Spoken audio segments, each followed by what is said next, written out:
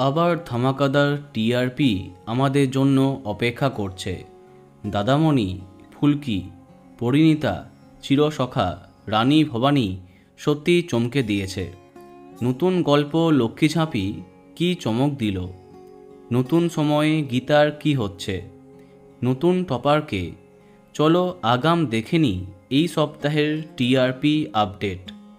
সন্ধে 5:30টায় নতুন প্রতিপক্ষের আগমনে কমছে কুসুমের টিআরপি, তবে জিতে যাচ্ছে সামান্য পার্থক্যে। 6টায় পরিবর্তন নেই, তেঁতুল পাতাকে পরাস্ত করছে তুই আমার হিরো। 6:30টায় লক্ষ্মীঝাঁপি ভালোই টিআরপি দিচ্ছে, তবে এগিয়ে থাকছে চিরদিনই তুমি যে আমার। সন্ধে 7টায় জগদ্ধাত্রী আবার কথাকে পরাস্ত করছে।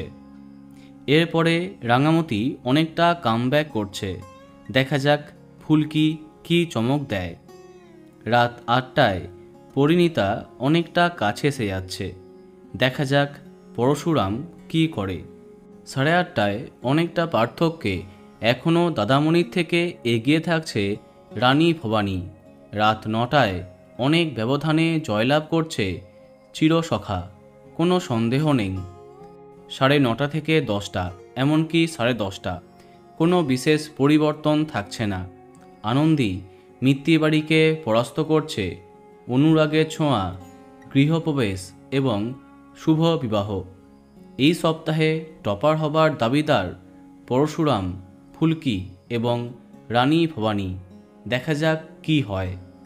তো বন্ধুরা, এত সব ধারাবাহিকের মধ্যে তোমার প্রিয়কে কমেন্টে জানাতে পারো।